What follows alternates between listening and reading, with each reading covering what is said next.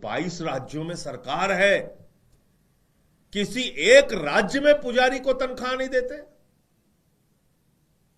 तुम्हारी 22 राज्यों में सरकार है, किसी एक राज्य में ग्रंथियों को तनख्वाह नहीं देते? अगर केजरीवाल का मुकाबला करना है तो मैं बीजेपी के लोगों से कहना चाहता हूं, 22 राज्यों में तुम्हारी सरकार है, घोषित करो पुजारियों के लिए 18,000 रुपए की सम्मान राशि, तुम भी करो। लेकिन तुम्हारे अंदर हिम्मत है नहीं, कुछ कर सकते नहीं, तो विरोध करने के लिए उतर आए हो। मैं फिर दोहरा रहा हूं, भारतीय जनता पार्टी एड़ी से लेके चोटी तक जितना चाहे विरोध कर ले, पुजारियों को और ग्रंथियों को 18,000 रुपए की सम्मान राशि दिल्ली में केजरीवाल जी की गारंटी है और उसको हम लोग लागू करके रहेंगे। मुझे इतनी बात कहनी थी। आपका कोई प्रश्न हो तो आप पूछ सकते हैं। अरविंद केजरीवाल ने मोहन भागवत को चिट्ठी लिखी है 2 मुद्दों को लेकर। देखिए, एक तरफ आरएसएस स्वयं को कहती है कि हम एक सामाजिक सांस्कृतिक संस्था हैं,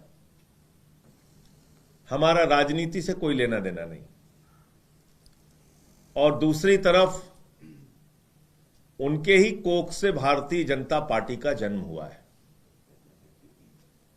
और भारतीय जनता पार्टी के लिए आरएसएस दिल्ली के अंदर प्रचार करना चाहती है और जुटे हुए हैं उनके लोग।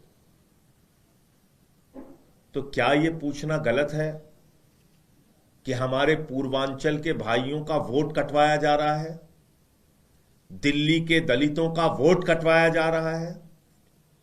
क्या यह आरएसएस की सहमति और समर्थन से हो रहा है? क्या मोहन भागवत जी इसका समर्थन करते हैं कि पूर्वांचलियों का अपमान किया जाए, यूपी बिहार के लोगों का अपमान किया जाए, उनका वोट कटवाया जाए, उनको रोहिंग्या कहा जाए, उनको बांग्लादेशी कहा जाए, दलितों का वोट कटवाया जाए, उनको रोहिंग्या और बांग्लादेशी कहा जाए? क्या इसका समर्थन करती है आरएसएस और मोहन भागवत जी? दूसरा प्रश्न, आप अपने आप को नैतिकतावादी सांस्कृतिक और सामाजिक संगठन कहते हैं, खुलेआम भारतीय जनता पार्टी का नेता 1100 रुपए बांट रहा है महिलाओं को। नई दिल्ली विधानसभा क्षेत्र से जो अपने आप को संभावित प्रत्याशी बता रहे हैं प्रवेश वर्मा, क्या ये नोट बांटो वोट लो की योजना का आरएसएस समर्थन करती है? मोहन भागवत जी समर्थन करते हैं? यही पूछा अरविंद केजरीवाल जी ने। अगर नहीं करते हैं तो मना कर दें और करते हैं तो हां कह दें। चित भी मेरी पट भी मेरी चलती नहीं।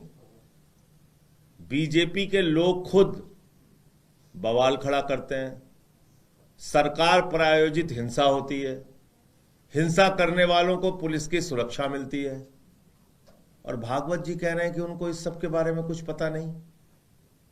तो इस पे सहज रूप से कौन विश्वास करेगा?